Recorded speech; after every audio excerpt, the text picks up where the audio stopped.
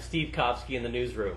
I'm joined today by Greg Schultz, the founder and senior analyst for StorageIO. It's an IT infrastructure analysis and consulting company. Greg is joining us now from the Princeton, New Jersey area. Greg, how are you today? Hi Steve, I'm doing fine, thanks. Excellent. Glad to have you with us.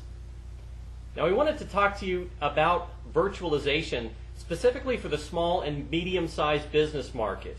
In your recent book, The Green and Virtual Data Center, you address this market, so give us some thoughts on what does and does not work from an SMB point of view.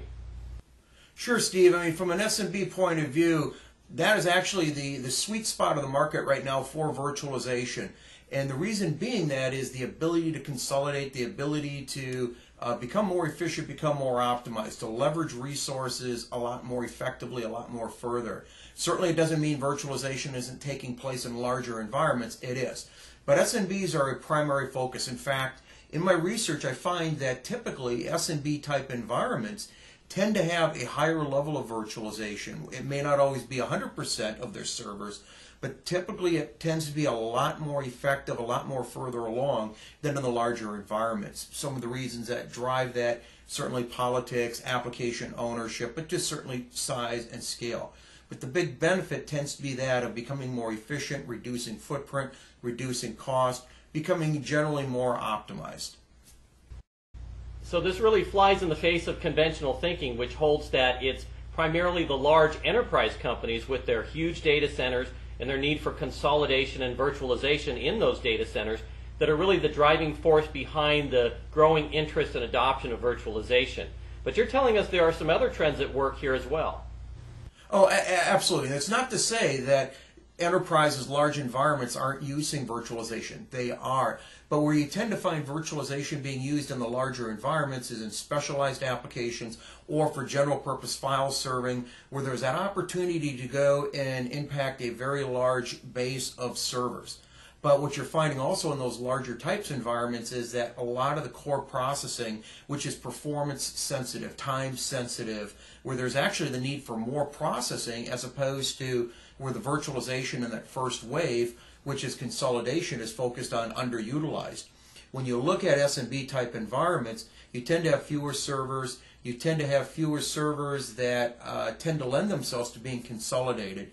So consequently, it's more likely in an SMB environment, Steve, to see a higher level of virtualization. In other words, 50, 60, 70, maybe even up to 100% of their servers that have been virtualized, as opposed to in an enterprise environment, that percentage may be lower, but there may be a total number of servers that have been virtualized that may be much larger. So it's depending on how you look at it, is what's the percentage of overall servers that have been virtualized versus what number of servers have been virtualized. So has virtualization gotten easier, or have small and medium-sized businesses gotten more sophisticated so that they're embracing this more and finding themselves in the technical resource area that they can accomplish this much more easily? Well, it's a little bit of both, Steve. Certainly virtualization has become a lot easier. The tool, certainly with VMware, with the vSphere, with each iteration becomes easier. Certainly you have Microsoft with the Hyper-V increasing its feature functionality, not to mention being more tightly integrated with the Windows operating systems. So certainly the ease of use, the awareness, the skill sets are there.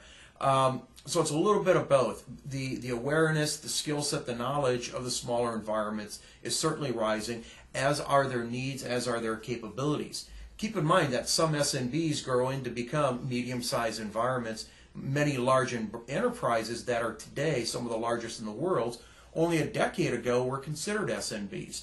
So common trait there is ease of use, awareness, functionality, scalability are all changing and all growing to meet the needs of those changing environments. Now you mentioned VMware and Microsoft. Is there a little more emphasis on Microsoft in the SMB market versus the enterprise market, or do you see it as pretty well heterogeneous across large and small environments? Steve, right now it tends to be more VMware just because of their early entry into the market, their broad adoption. They're the market leader. There's no denying that.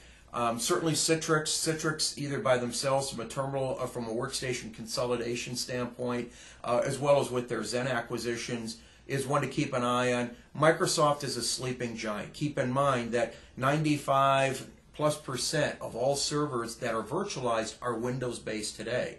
Well, what does that say is that with the servers that have been virtualized that are Windows-based platforms, with Microsoft coming up to speed, sure, they're behind today, but it wasn't that long ago that Microsoft was behind in the browser war, that Microsoft was behind on many other technologies. They've proven that when they wake up, when they get it, when they become determined, they can catch up very, very quickly.